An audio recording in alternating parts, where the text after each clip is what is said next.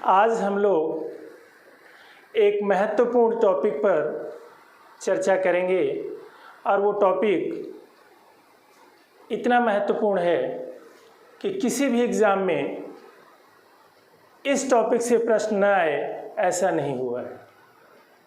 काफ़ी महत्वपूर्ण है सीटेट के एग्ज़ाम के लिए, यूपी टेट के एग्ज़ाम के लिए, डीएसएसबी के एग्ज़ाम के लिए, हर एग्ज़ाम में इसमें से प्रश्न बनते हैं। और आज का जो टॉपिक है वो है NCF 2005 नेशनल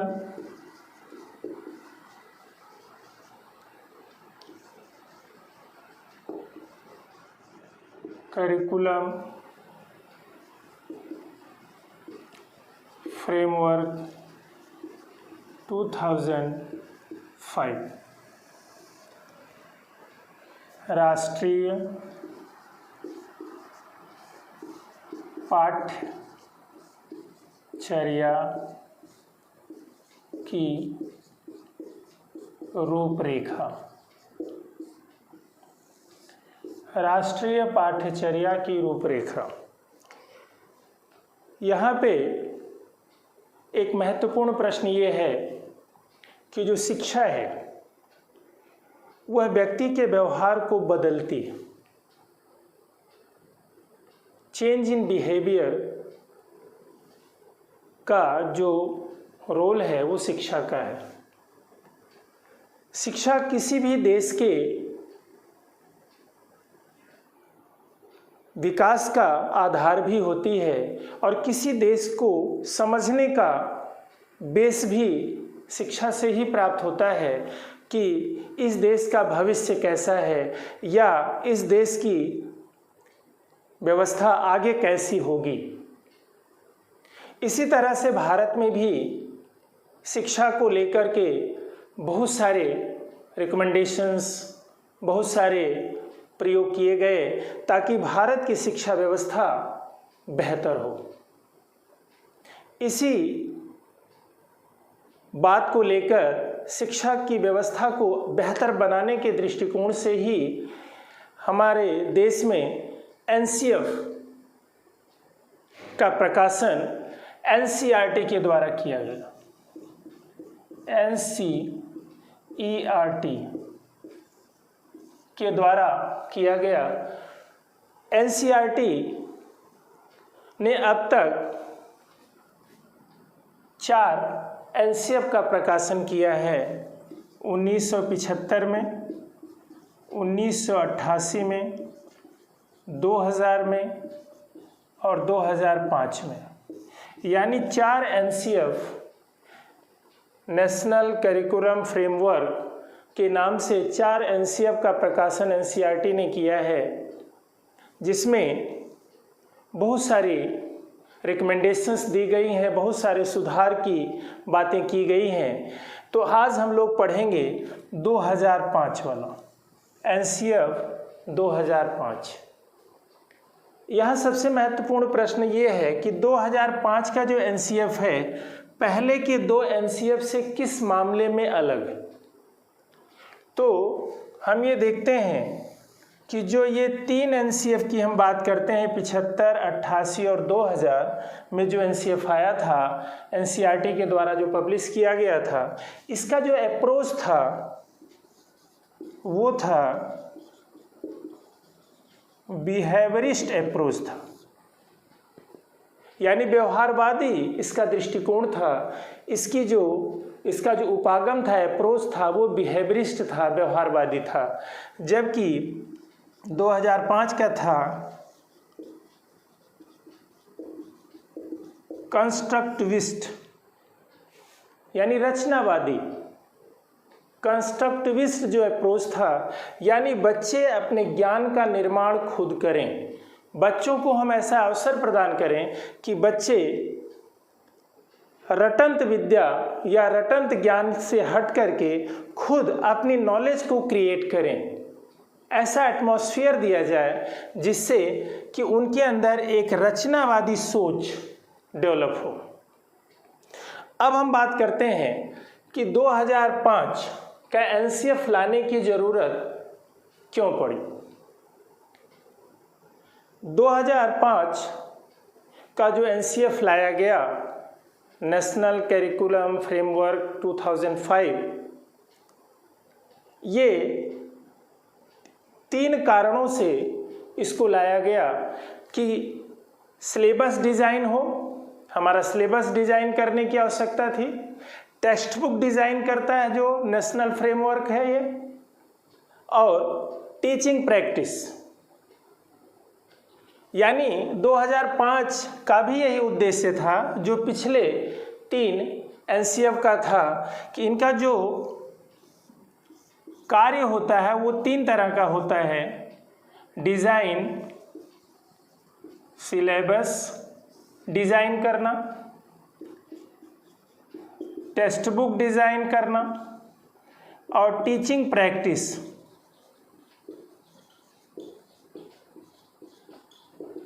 यानी जो एनसीएफ है, चाहे वो इनमें से कोई भी है, उनका कार्य क्या होता है, वो किस तरह की रिकमेंडेशन देते हैं कि हमारा सिलेबस कैसा हो, विषय वस्तु कैसी है जो हम बच्चों को पढ़ाएंगे, बुक कैसी हो, बुक में क्या लिखा जाए, क्या ज्ञान दिया जाए, किस तरह से उसको लिखा जाए, क्या क्या एक्टिविटीज़ उसमें इन्वॉल्व कराई जाए, और टीचिंग प्रैक्टिस यानी शिक्षण विधियां कैसी हों, टीचर किस तरह से पढ़ाए कि ताकि बच्चों का मैक्सिमम फायदा हो सके। अब हम बात करते हैं कि जो एनसीईआरटी है, एनसीईआरटी ने जुलाई 2004 में अपनी एक मीटिंग बुलाई। 14 जुलाई और 19 जुलाई 2004 को एनसीईआरटी की मीटिंग हुई और एचआरडी मिनिस्टर ने उस मीटिंग के आधार पर लोकसभा में बताया कि हमें एनसीएफ 2000 को अब रिवाइज करने की ज़रूरत है, क्योंकि एनसीएफ 2000 हमारी आवश्यकताओं को पूरा नहीं कर पा रहा है। इस आधार पर 2000 का जो एनसीएफ था उसको बदलने का प्रयास किया गया और 2005 के एनसीएफ की प्रक्रिया शुरू हुई। तो जो 2005 का जो एनसीएफ है वह किन उद्देश्यों को लेके डेवलप करने की बात करता है या डेवलप किया गया। एनसीएफ 2005 को डेवलप करने के पीछे 2 विचारधाराएं थीं, 2 बातें थीं। पहला था कि एनसीएफ 2000 में कुछ खामियां थीं, कुछ कमियां थीं जिसको दूर करना था, और 1993 में यशपाल, प्रोफेसर यशपाल की अध्यक्षता में एक कमेटी गठित की गई थी जिसने 1993 में यह रिकमेंडेशन दिया कि लर्निंग विदाउट बर्डन होनी चाहिए।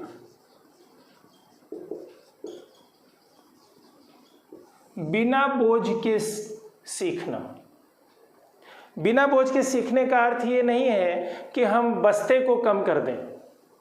मतलब यह है कि जब बच्चों को पढ़ाया जाए तो उनके ऊपर इतना प्रेशर ना डाला जाए, यानी कंटेंट बेस्ड नॉलेज कम दे करके उनको ऐसी नॉलेज दी जाए जिससे उनको आनंद की अनुभूति हो, वो एंजॉय करें और बर्डन फील ना करें।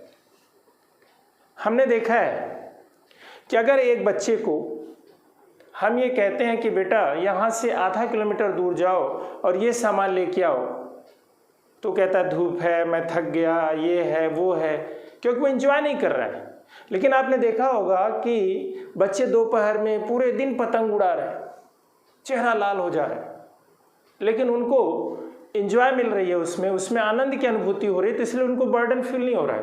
तो लर्निंग विदाउट बर्डन का मतलब है कि इस तरह की शिक्षा दी जाए ताकि उनको बर्डन फील ना हो, उनको एंजॉयमेंट महसूस हो, उनको आनंद की अनुभूति हो। तो यशपाल ने 1993 में ये दिया था कि लर्निंग विदाउट बर्डन होना चाहिए। और दूसरा, एनसीएफ 2000 को भी रिवाइज करने की बात मन में थी, इसलिए एनसीएफ 2005 को लाने का प्रयास किया गया एनसीईआरटी के द्वारा। अब एनसीईआरटी ने क्या किया कि इसने प्रोफेसर यशपाल की अध्यक्षता में एक नेशनल स्टीयरिंग कमेटी का गठन किया। नेशनल स्टीयरिंग कमेटी, राष्ट्रीय संचालन समिति का गठन किया गया। यानी हम ये भी कह सकते हैं कि एनसीएफ के अध्यक्ष प्रोफेसर यशपाल। लेकिन कई बार आता है कि इस एनसीएफ 2005 के डायरेक्टर कौन है, निदेशक कौन है, तो उस समय नाम हमें लिखना पड़ता है कृष्ण कुमार, यानी डायरेक्टर कृष्ण कुमार हैं और अध्यक्ष एनसीएफ 2005 के हैं प्रोफेसर यशपाल। अब हम बात करते हैं कि एनसीईआरटी ने जब एनसीएफ के विषय में चर्चा शुरू की तो उसमें 35 मेंबर्स को शामिल किया गया, including professor Yashpal. 21 focus group बनाए गए जिस पर फोकस किया गया, जिन पर ध्यान केंद्रित करते हुए एनसीएफ को पब्लिश करने से पहले विचार विमर्श किया गया। यानी 21 फोकस ग्रुप्स बनाए गए और 35 मेंबर्स थे उस कमेटी के, जिस कमेटी को ये जिम्मेदारी दी गई थी कि वो एनसीएफ का निर्माण करे, जिसके अध्यक्ष थे प्रोफेसर यशपाल। अब हम बात करते हैं कि इस कमेटी ने राज्यों की एससीईआरटी और राज्यों में जो जिले में डाइट हैं उनसे भी सहयोग लिया और उन्होंने इनको सहयोग दिया। इसके अलावा जो एनसीईआरटी के रीजनल ऑफिसेज हैं, 5 रीजनल ऑफिसेज हैं एनसीईआरटी के, वो कौन कौन से हैं देखिए। एक तो है अजमेर में रीजनल ऑफिस है एनसीईआरटी की रीजनल ऑफिस है अजमेर में, भोपाल में, मैसूर में, भुवनेश्वर में और शिलोंग में। इन 5 जगहों पर सेमिनार्स आयोजित किए गए, लोगों की, एक्सपर्ट्स की राय जानी गई। इसके अलावा गांव में, देहाती क्षेत्रों में भी, ग्रामीण इलाकों से भी बहुत सारे प्रोमिनेंट और एमिनेंट जो पर्सनालिटीज़ थी, जो लोग थे, उनसे उन लोगों के विचार लिए गए कि क्या सुधार करना चाहिए, क्या नहीं करना चाहिए, कैसे लाना चाहिए। तो इन सारी बातों के बाद जाकर के एनसीईआरटी ने एनसीएफ 2005 को पब्लिश किया। लेकिन यहाँ पे एक बहुत ही महत्वपूर्ण प्रश्न है कि एनसीएफ 2005 का जो स्पिरिट है, जो मूल मंत्र है, वो कहाँ से मिला, जो भावना है, स्पिरिट मिली, मोटिवेशन मिला कि हमें एनसीएफ 2005 की रचना करनी है, वो कहाँ से मिला। तो रविंद्रनाथ टैगोर ने एक निबंध पब्लिश किया था, एक निबंध लिखा था जिसका नाम था सभ्यता और प्रगति, सिविलाइजेशन एंड प्रोग्रेस। उसमें उन्होंने एक वर्ड लिखा था, एक सेंटेंस लिखा था कि सृजनात्मकता और उदार आनंद बचपन की पूंजी, हमें उसको डैमेज नहीं करना है। इस भौतिकतावादी युग में हम अपने महंगे खिलौने वगैरह ले आके बच्चों को देते हैं और बच्चे उसको संभालते हैं, उनकी जो सृजनात्मकता है वो ख़त्म होती जा रही है। यहाँ पे उनका कहना था कि बच्चे खुद उस चीज़ का निर्माण करें, खुद चीज़ों को आगे बढ़ाएं। तो यानी इस स्पिरिट को लेकर के 2005 का एनसीएफ सामने आया। अब हम बात करते हैं कि जो एनसीएफ 2005 है वह कितनी भाषाओं में पब्लिश हुआ। 22 भाषाओं में इसको पब्लिश किया गया। जो भारत की 8वीं अनुसूची में 22 भाषाएं दी गई हैं, सब में इसको पब्लिश किया गया। इसके पब्लिश होने से 17 राज्यों के सिलेबस प्रभावित हुए। 17 राज्यों के जो सिलेबस थे उनको प्रभावित किया इस एनसीएफ 2005 ने। एनसीईआरटी की गवर्निंग काउंसिल ने, एनसीईआरटी ने प्रत्येक राज्य को 10 लाख रुपए ग्रांट में दिए ताकि वो एनसीएफ को अपनी भाषा में ट्रांसलेट कर सकें, अपने पुराने सिलेबस को एनसीएफ के सिलेबस से कंपेयर कर सकें, तुलना कर सकें कि हमारे सिलेबस में क्या कमी रह गई है, और फाइनली अपना एक नया सिलेबस भविष्य के अकॉर्डिंग तैयार कर सकें। इन सब के लिए 10 लाख रुपए प्रत्येक राज्य को एनसीएफ के द्वारा एनसीएफ 2005 में देने का प्रावधान किया गया।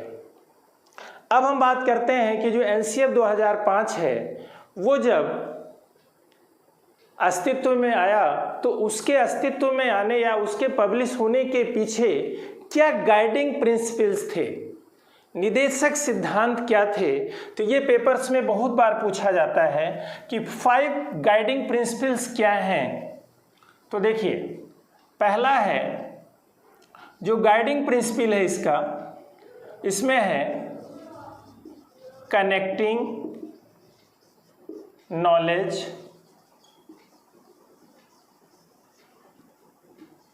with the life outside school, with the life outside school। यानी नॉलेज को इस तरह से कनेक्ट किया जाए, इस तरह से दिया जाए कि वो विद्यालय परिसर से बाहर, यानी बच्चों के जो सामाजिक परिवेश है यानी विद्यालय से बाहर के वातावरण से जोड़ते हुए शिक्षा दी जाए। नॉलेज इस तरह की हो कि बुकिश नॉलेज ना हो के प्रैक्टिकल नॉलेज देने का प्रयास किया जाए जो उनकी लाइफ से रिलेटेड हो। दूसरा है डिस्करेजिंग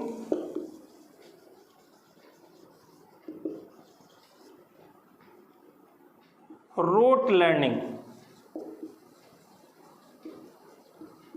रोट लर्निंग का मतलब होता है रट्टा करना, रटना।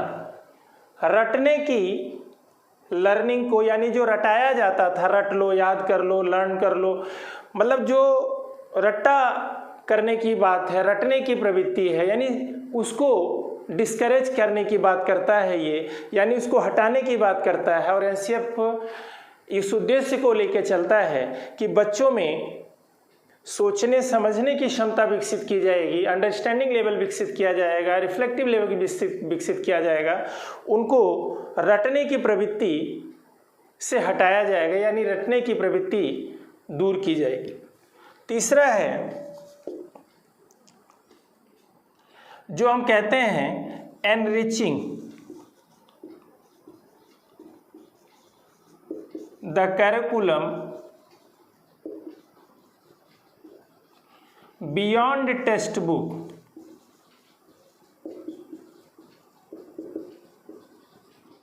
यानी जो हमारा करिकुलम है, जो हमारा पाठ्यचर्या है, पाठ्यक्रम है, उसको टेक्स्ट बुक से और आगे बढ़ाना है, यानी होलिस्टिक अप्रोच लेके चलना है। सिर्फ कंटेंट बेस्ड नॉलेज ना दे करके बच्चों को ओवरऑल डेवलपमेंट की बात करनी है, उनके इमोशनल, मॉरल, फिजिकल डेवलपमेंट की भी बात की जाए, तो इस पे जोर देता है। इसके अलावा चौथा जो गाइडिंग प्रिंसिपल है वो है कि जो एग्जामिनेशन है वो किस तरह का हो। तो examination should be flexible and classroom activity, classroom activity base हो, and based on classroom activity, यानी जो एग्जामिनेशन है, जो एग्ज़ाम है वो फ्लेक्सिबल हो। ये नहीं कि एग्ज़ाम मतलब साल के अंत में ही एग्ज़ाम लिया जाएगा, कभी भी एग्ज़ाम लिया जा सकता है, किसी भी फॉर्म का एग्ज़ाम लिया जा सकता है, oral, written, subjective, objective, activity base. और जो बच्चे की क्लासरूम एक्टिविटी है, जो क्लास में वो एक्टिविटी करता है, उसको भी एग्ज़ाम के तौर पे महसूस किया जाए और ये कोशिश की जाए कि एग्ज़ाम का जो स्ट्रेस है वो बच्चे के ऊपर ना हो, एंजॉय करते हुए बच्चा एग्ज़ाम दे। तो ये भी गाइडिंग प्रिंसिपल्स में थे, इसको भी एनसीएफ बनाते समय ध्यान में रखा गया।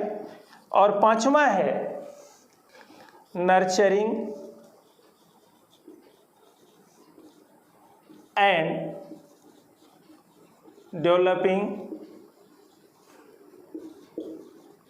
Students in such a way that they become a true and dedicated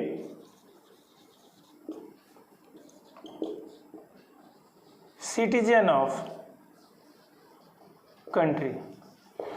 यानी इस तरह से बच्चों को नर्चर किया जाए और डेवलप किया जाए, उनकी केयरिंग की जाए कि वह एक अच्छे और डेडिकेटेड सिटीजन के रूप में डेवलप हो, उनके under the principles of democracy, यानी उनके अंदर मॉरल वैल्यूज़ हों, सोशल वैल्यूज़ हों, कॉन्स्टिट्यूशंस के प्रति उनके अंदर रिगार्ड हो और वो एक देश के समर्पित नागरिक के रूप में डेवलप हों। यानी एक अच्छा नागरिक डेवलप करने का आदर्श भी इस एनसीएफ की बीच में दिया गया और उसकी स्पिरिट लेकर के एनसीएफ को बनाने का प्रयास किया गया। तो ये हमने देखा कि 5 गाइडिंग प्रिंसिपल्स थे जिनकी वजह से एनसीएफ को डेवलप करने में एक दिशा निर्देश मिला।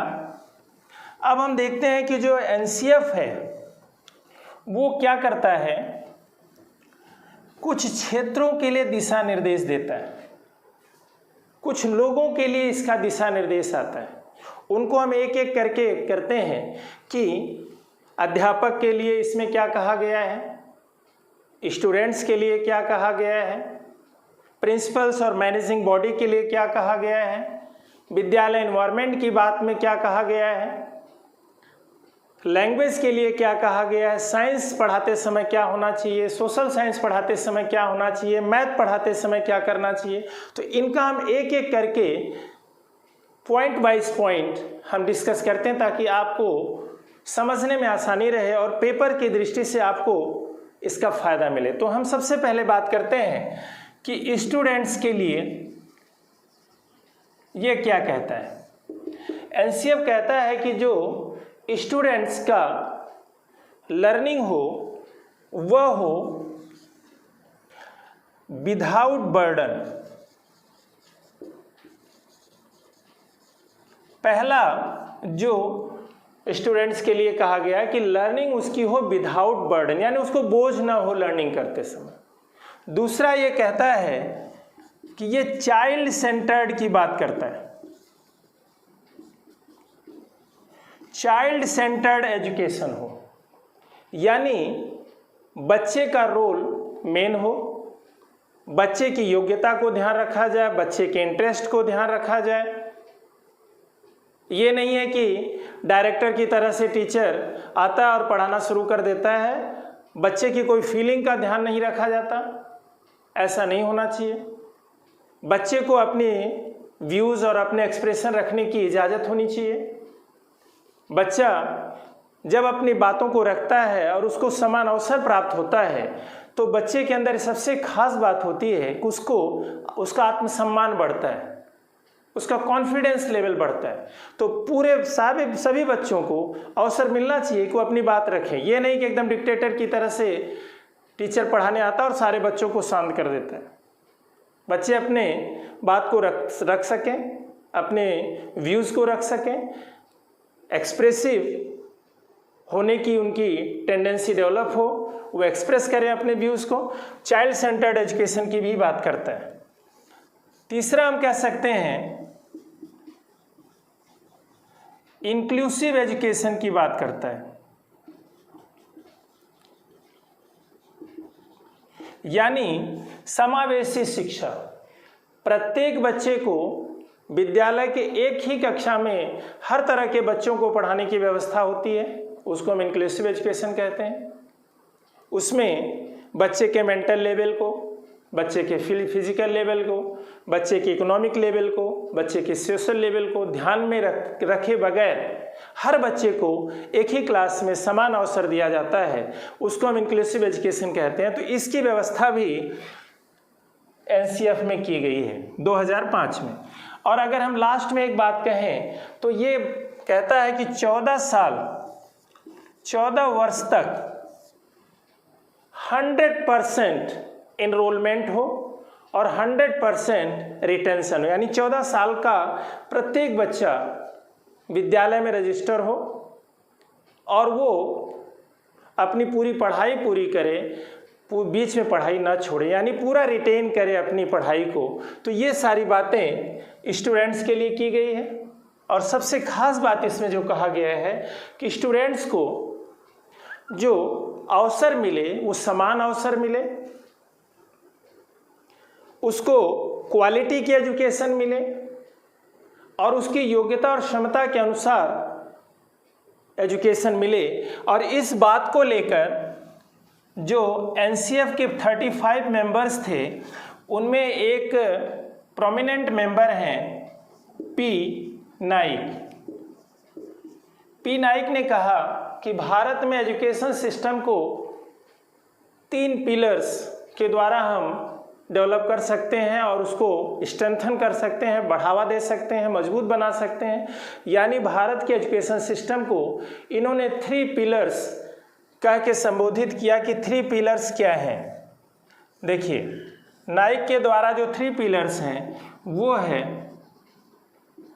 इक्वालिटी, समानता, दूसरा है क्वालिटी और तीसरा है क्वांटिटी। समानता, गुणात्मकता और परिमाण, मात्रा। यानी इन तीनों का अर्थ क्या है कि हर बच्चे को इक्वल अपॉर्चुनिटी मिले पढ़ने का, अपने व्यूज़ रखने का, विद्यालय की हर गतिविधि में भाग लेने का।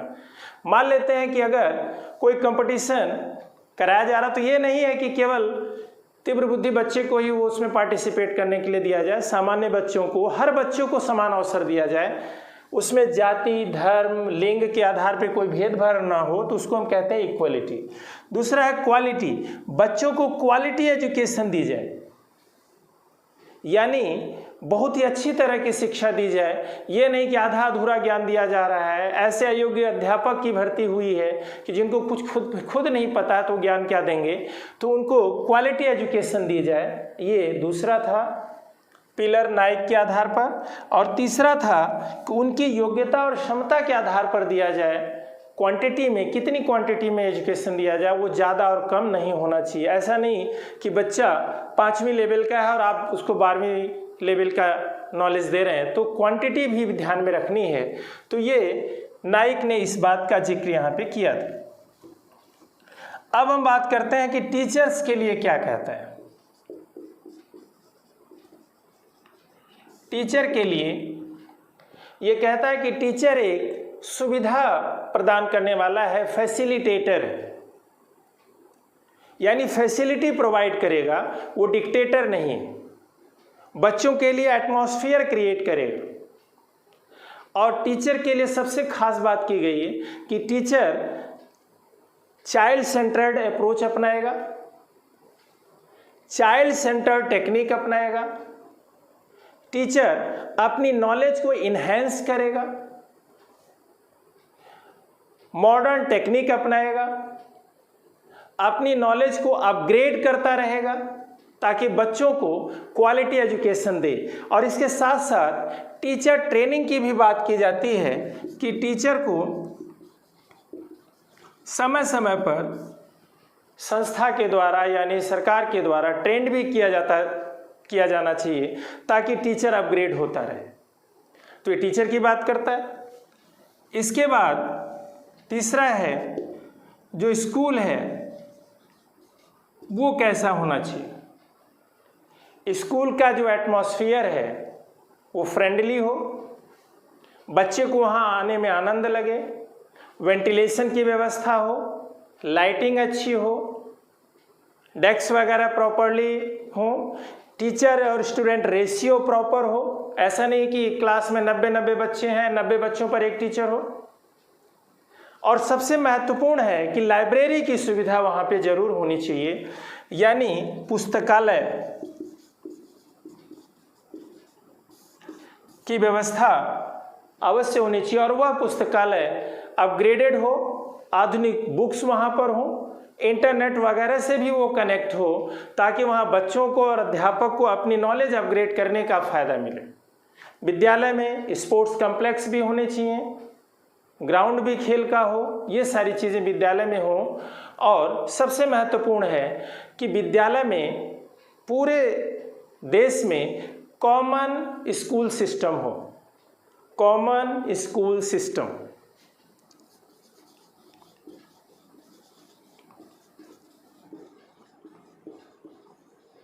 कॉमन स्कूल सिस्टम का क्या मतलब है?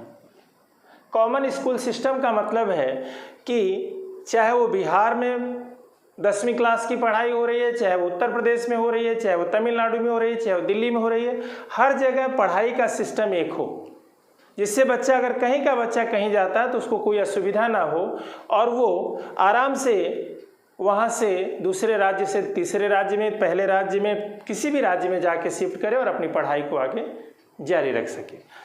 अब हम बात करते हैं स्कूल के बाद चौथी जो महत्वपूर्ण है वो है कि प्रिंसिपल्स का या मैनेजिंग बॉडी का क्या रोल होना चाहिए। तो जो सरकार है वो ग्रांट देती है, पैसे देती है, लेकिन हमने ये देखा है कि प्रॉपर मॉनिटरिंग नहीं होने की वजह से, प्लानिंग ना होने की वजह से और एग्जीक्यूशन सही ना होने की वजह से वो जो प्लान है सरकार का वो अधूरा रह जाता है। इसलिए एनसीएफ ये कहता है कि प्रॉपर प्लानिंग होनी चाहिए, प्रॉपर एग्जीक्यूशन होना चाहिए सरकार के रूल्स और रेगुलेशंस का, सरकार के द्वारा या एनसीएफ के द्वारा बताई गई चीज़ों का, और उसकी मॉनिटरिंग भी हो अधिकारियों के द्वारा। तो इस तरह से वो ज़्यादा इफेक्टिव होता है कोई भी चीज़। इसके अलावा एनसीएफ में एक और बात कही गई है,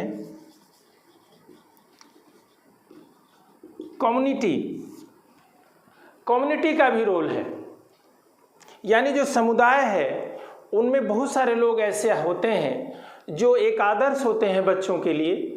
तो कम्युनिटी का भी रोल है कि आस पड़ोस में जो भी अगर कोई व्यक्ति अपने कार्यों से एक आदर्श बन रहा है बच्चों के लिए तो उसको बुलाया जाए विद्यालय में और प्रॉपरली उस व्यक्ति के द्वारा मोटिवेशनल स्पीच दिलवाई जाए, बच्चों को मोटिवेट किया जाए। बच्चों उनको ऐसे व्यक्ति को देखकर बच्चे काफ़ी मोटिवेट होते हैं कि ये व्यक्ति हमारे ही समुदाय, हमारे आसपास का है और अगर ये इतना आगे जा सकता है तो हम क्यों नहीं जा सकते। तो इन सारी चीज़ों का जिक्र एनसीएफ में किया गया है। अब हम बात करते हैं कि एनसीएफ कुछ सब्जेक्ट के विषय में क्या कहता है कि किस सब्जेक्ट को हमें कैसे पढ़ाना चाहिए और उसमें क्या क्वालिटी होनी चाहिए, और ये पेपर्स में बहुत आता है। पहला है लैंग्वेज के विषय में क्या कहता है। भाषा के विषय में हमारा एनसीएफ क्या कहता है, एनसीएफ 2005 ये कहता है कि जो लैंग्वेज है वह हमारे विचारों के आदान प्रदान का साधन होता है। लैंग्वेज के माध्यम से ही हम अपने विचारों को एक दूसरे से तक पहुंचाते हैं और दूसरे के विचारों को ग्रहण करते हैं। तो लैंग्वेज डेवलपमेंट बहुत महत्वपूर्ण है बच्चे का, तो सबसे महत्वपूर्ण है कि हम बच्चे को मल्टी लैंग्वेज अगर डेवलप कर सकें तो बहुत बेहतर होगा। लेकिन बच्चे के अंदर जो सुनने, पढ़ने और लिखने की क्वालिटी है वो विकसित की जाए। भारत एक बहुभाषी देश है, तो भारत जैसे देश में लैंग्वेज डेवलपमेंट के लिए बहुत अच्छा तरीका है कि हमें मल्टी लैंग्वेज सिस्टम बहुत आसानी से प्राप्त हो जाता है। बहुभाषी बच्चे होते हैं जो एक क्लास में बैठ जाते हैं, तो वो हमारे लिए एक पॉजिटिव साइन है। इसे फाउंडेशन भी हम कह सकते हैं कि क्योंकि लैंग्वेज के माध्यम से ही हम दूसरे सब्जेक्ट को भी पढ़ते हैं। तो लैंग्वेज डेवलपमेंट की बात कही गई है कि बच्चे के अंदर मल्टी लैंग्वेज डेवलप किया जाए, और सबसे बड़ी बात इसमें कही गई है कि 3 लैंग्वेज फार्मूला अप्लाई किया जाए। यानी जो कम्युनिकेशन का या इंस्ट्रक्शंस का माध्यम हो वो हो होम लैंग्वेज, यानी मदर टंग को, मातृभाषा को, इसमें होम लैंग्वेज वर्ड इस्तेमाल किया गया। यानी होम लैंग्वेज में बच्चे की पहली लैंग्वेज उसकी होम लैंग्वेज होनी चाहिए। अब दूसरी लैंग्वेज जो उसकी होनी चाहिए वो होनी चाहिए, और दूसरी लैंग्वेज के लिए इन्होंने 2 कैटेगरी बना दिया, हिंदी स्पीकिंग स्टेट और नॉन हिंदी स्पीकिंग स्टेट।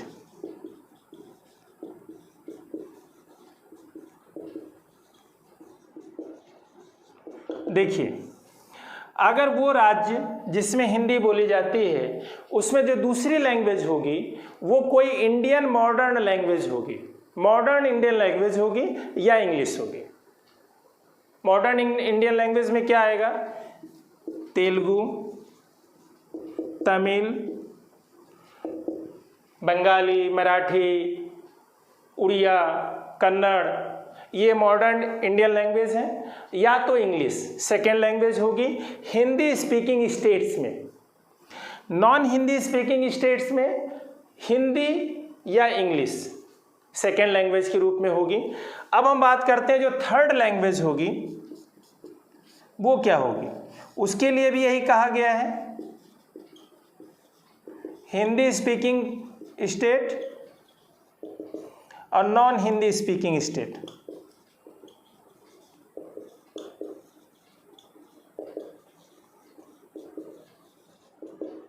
देखिए, अगर हिंदी स्पीकिंग स्टेट है तो हमने मॉडर्न लैंग्वेज या तो इंग्लिश दिया था, तो अब जो हमने इसमें नहीं दिया वो इसमें थर्ड लैंग्वेज के रूप में होगा। यानी इंग्लिश भी हो सकती है और कोई मॉडर्न लैंग्वेज हो सकती है, इंडियन मॉडर्न लैंग्वेज। और नॉन हिंदी स्पीकिंग में भी वही आएगा कि हिंदी, इंग्लिश या कोई भी मॉडर्न लैंग्वेज हम कर सकते हैं। यानी जो हम सेकेंड लैंग्वेज के रूप में नहीं लिए हैं, जहाँ जिस भाषा को, उसको हम थर्ड लैंग्वेज के रूप में लेते हैं। यानी 3 लैंग्वेज फार्मूले की बात एनसीईआरटी में की गई है। अब जो बात करते हैं हम भाषा के बाद, मैथ के विषय में क्या कहा गया ये देखिए।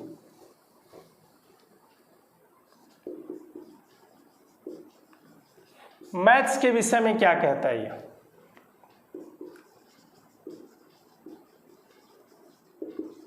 मैथमेटिक्स के विषय में कहता है कि मैथ का मैथमेटाइजेशन होना चाहिए, यानी सोच गणित वाली होनी चाहिए।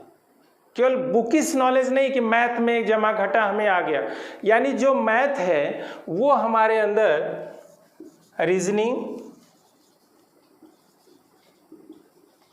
थिंकिंग एंड प्रॉब्लम सॉल्विंग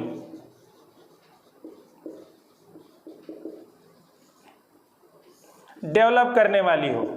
यानी जो मैथ हो वो इस तरह का हो कि जो हमारी प्रैक्टिकल लाइफ में यूज़ हो, जिससे हमारी सोच डेवलप हो, हमारी रीजनिंग डेवलप हो। यानी हमारे मैथ पढ़ने का उद्देश्य हो कि हमारा मैथमेटाइजेशन हो। केवल मैथ की टेक्स्ट बुक नहीं पढ़ना है, मैथ के सॉल्व क्वेश्चंस नहीं करने। यानी हम बाहर जाते हैं, मार्केट में जाते हैं, सब्जी खरीदते हैं, तो वहाँ भी हम लेन देन करते हैं, वहाँ रीजनिंग लगाते हैं, क्या लें क्या नहीं लें, कैसे लें। तो ये मैथ के लिए भी इन्होंने कहा कि मैथ इस तरह से होना चाहिए। साइंस के लिए बड़ा ही इम्पोर्टेंट कंसेप्ट है इसका कि साइंस प्रैक्टिकल बेस होनी चाहिए, थियरी बेस के बजाय प्रैक्टिकल बेस हो, और साइंस इस तरह से हो कि वो क्यूरियोसिटी और क्रिएटिविटी डेवलप करे, यानी उत्सुकता बच्चे के अंदर डेवलप करे और बच्चे के अंदर सृजनात्मकता डेवलप करे, और उसकी नॉलेज को प्रैक्टिकल नॉलेज से जोड़ा जाए, प्रैक्टिकल ज़्यादा दिया जाए, प्रैक्टिकल ज़्यादा कराया जाए बच्चों को, और इस तरह की साइंस की नॉलेज हो कि जो बच्चे के लेवल पे हो, बहुत हाई लेवल का ना हो। और इसके लिए कहा गया है कि जो साइंस है, साइंस की नॉलेज ऐसी हो जिसके लिए हो true to learner, true to life, true to science.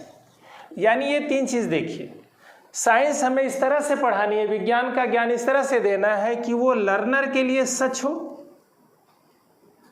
जीवन के लिए सच हो, और साइंस में भी वो सच मानी जाती हो। तो इस तरह की नॉलेज बच्चे को देनी है साइंस के लिए। और सबसे महत्वपूर्ण है कि साइंस की नॉलेज इस तरह से देनी है ताकि उसके अंदर क्यूरियोसिटी और क्रिएटिविटी डेवलप हो, और प्रैक्टिकल नॉलेज देनी है। अब हम बात करते हैं सोशल साइंस। सोशल साइंस के विषय में ये क्या कहता है?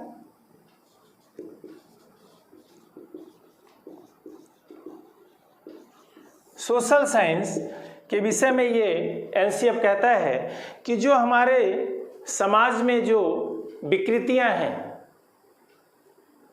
जो डिस्टॉर्शन है, जो चीज़ें ठीक नहीं है, उनकी नॉलेज, उनकी एग्जैक्ट नॉलेज बच्चे को होनी चाहिए कि हमारे यहाँ जातिवाद है, संप्रदायवाद है, हमारे यहाँ क्षेत्रवाद है, हमारे यहाँ लिंग भेद किया जाता है, कास्टिज्म है हमारे यहाँ। तो इस तरह से जो चीज़ें हैं वो बच्चों को सही प्रॉपरली पता होनी चाहिए, और उस मैटर पर बच्चे से डिबेट कराया जाए, बच्चे को जागरूक किया जाए, और इस तरह की भावनाएं उसके अंदर डेवलप ना हो, उसको इस तरह से नर्चरिंग और डेवलप किया जाए। तो सोशल इश्यूज़ पर उसके विचार लिए जाएं, और उसको इस तरह से डेवलप किया जाए कि वो क्रिटिकल थिंकिंग कर सके, सोशल इश्यूज पर आलोचनात्मक व्याख्या कर सके। अगला है कंप्यूटर की नॉलेज बच्चे को दी जाए। वो ज़रूरी है फॉर्मेट डिज़ाइन करने के लिए, डाटा कलेक्शन के लिए, डाटा एनालिसिस के लिए बच्चे को कंप्यूटर की नॉलेज होनी चाहिए। मॉडर्न एजुकेशन में कंप्यूटर के बगैर कुछ नहीं है, कोडिंग डिकोडिंग जो कुछ भी है वो कंप्यूटर की नॉलेज भी कंपलसरी का बताता है, ये हमारा एनसीएफ। अब हम छठे की बात करते हैं। छठा है आर्ट की बात करता है। आर्ट का मतलब सिर्फ पेंटिंग से नहीं है, आर्ट का मतलब है बच्चे के अंदर ये इस तरह की वैल्यूज़ डेवलप की जाए कि वो नाटक में भाग ले, डांसिंग में भाग ले, डांस में भाग ले, नुक्कड़ सभाओं में भाग ले, मिमिक्री करे। इससे उसके अंदर पर्सनालिटी डेवलपमेंट होती है और उसका कॉन्फिडेंस लेवल भी बढ़ता है। एनसीएफ तो ये कहता है कि हमें हर लेवल पे यानी पहली से 12वीं तक हर लेवल पे आर्ट एजुकेशन देना है। इसके अलावा एक और इसमें बात आती है और वो है एजुकेशन एंड वर्क। इस पे क्या कहता है हमारा एनसीएफ? कहता है कि जो हमारा एजुकेशन हो वो वोकेशनल हो, यानी वो व्यावसायिक शिक्षा दी जाए ताकि बच्चा जब विद्यालय छोड़े तो उसको रोज़गार ढूंढने की ज़रूरत ना पड़े, वो खुद अपना रोज़गार सृजित कर सके, अपने रोज़गार को चुन सके और अपना रोज़गार ढूंढ सके। तो इस तरह से एजुकेशन इस तरह से हो ताकि उन बच्चों को हम कार्य करने की प्रवृत्ति पहले से ही डेवलप करें। लास्ट में पीस की बात करता है कि जो शांति है वो क्या है। बच्चे के अंदर हमने देखा है कि आज का जो बच्चा है वो बहुत एग्रेसिव हो जाता है, तोड़ फोड़, एग्रेशन, मारपीट। तो बच्चों के अंदर कंसंट्रेशन डेवलप करने के लिए, देश के अंदर एकता बनी रहे, बच्चे का विकास हो, बच्चे को सोशल एक्टिविटीज़ में भाग लेना, ग्रुप एक्टिविटीज़ में भाग लेना सिखाना, मेडिटेशन के द्वारा उनके अंदर पीस डेवलप की जा सकती है और करना चाहिए, हमें ये एनसीएफ बताता है।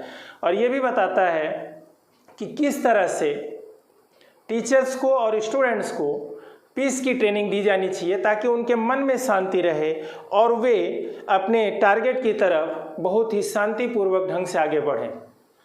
अब हम बात करते हैं कि एनसीएफ में युवा के लिए क्या कहा गया। जो हम कह सकते हैं कि एक एडोलसेंस है, किशोरावस्था का बच्चा है, वो बहुत ही वल्नरेबल है और उसके अंदर फिजिकल, मॉरल, सोशल, इमोशनल सब चेंजेस हो रहे हैं, तो वो बिगड़ने के चांस उसका बहुत ज़्यादा रहता है। तो ये एनसीएफ ये भी कहता है कि हमें किशोरावस्था के बच्चे को, एडोलसेंस को बहुत ही केयरफुल ढंग से और सिंपैथेटिक ढंग से ट्रीट करना है ताकि उनके अंदर पॉजिटिव एटीट्यूड डेवलप हो और वो देश के विकास में अपना योगदान दें।